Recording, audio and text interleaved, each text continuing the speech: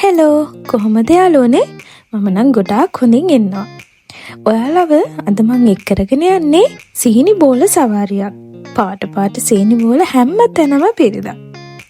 මේ ෂොප් එක තියෙන්නේ රුසියාවේ වුණාට මේ ඔක්කොම කෑම බීම ඒ කියන්නේ මේ ෂොප් එකේ පුරාවටම තියෙන දේවල් තුර්කියෙන් තමයි ගෙනලා තියෙන්නේ.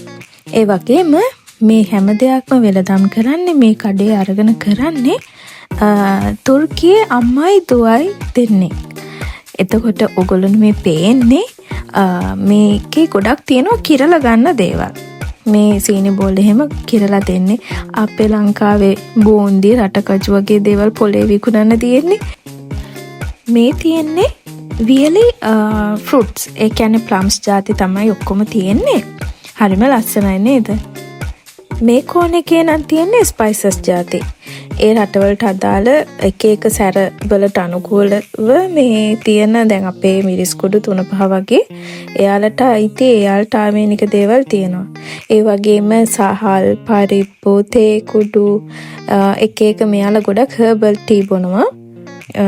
ඒ හින්දා ඒ දේවල් ඔක්කොම වියලි කරලා හරි ලස්සනට පිරිසිදු ඇසුරුම් කරලා තියෙනවා. දකින්න කියන්නේ අපි දන්නේ නැති උනාට ඒවල රහ අපිටත් ඒව අරගෙන try කරන්න හිතෙන තරමට හරිම ලස්සනයි.